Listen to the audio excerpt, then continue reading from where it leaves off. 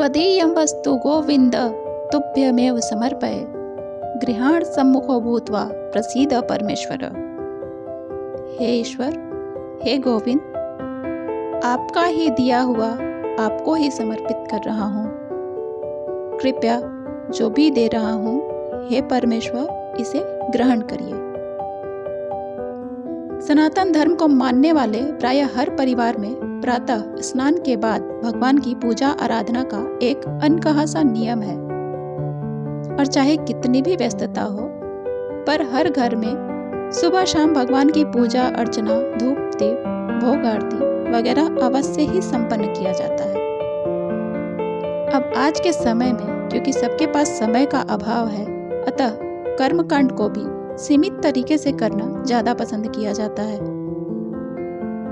आज हम नित्य पूजा के अंतर्गत भगवान को भोग लगाने का महत्व, नियम एवं कारणों पर बात करते हैं।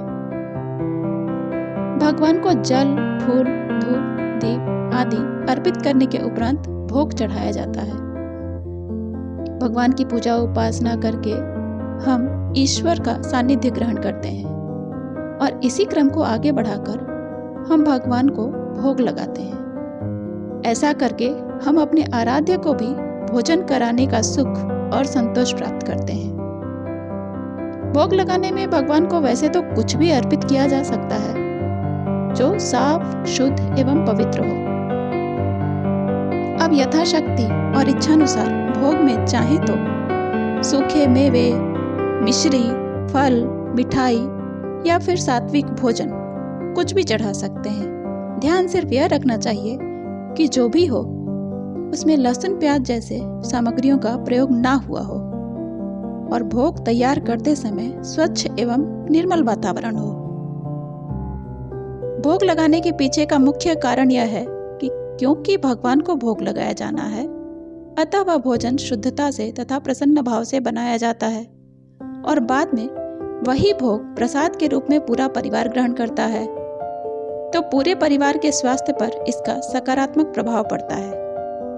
क्योंकि ऐसा साबित हो चुका है कि भोजन तैयार करने वाले के मानसिक भावों एवं स्थितियों का भोजन की गुणवत्ता पर भी असर होता है।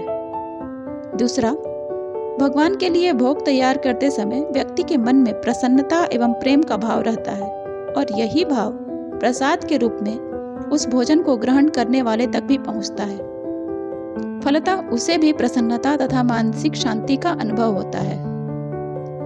साथियों, यहाँ हम सरल पूजा विधि की बात कर रहे हैं, अतः भोग लगाते समय हम चाहें तो सिर्फ यह छोटा सा सरल सा मंत्र भी बोल सकते हैं। श्रीमन्नारायणं नमः नैवेद्यम निवेदयामि।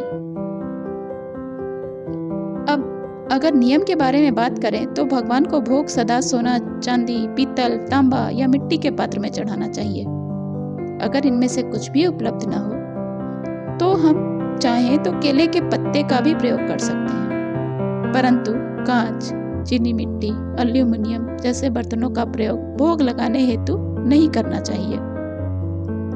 दूसरा, भोग की थाली या पात्र सदैव भगवान के दाहिनी तरफ रखना चाहिए और भोग के साथ जल का एक छोटा सा पात्र भरकर अवश्य रखना चाहिए। चढ़ाए हुए भोग प्रसाद को कुछ देर तक भगवान के समक्ष छोड़ने के बाद श्रद्धापूर्वक प्रणाम करने के बाद ही प्रसाद उठाना चाहिए।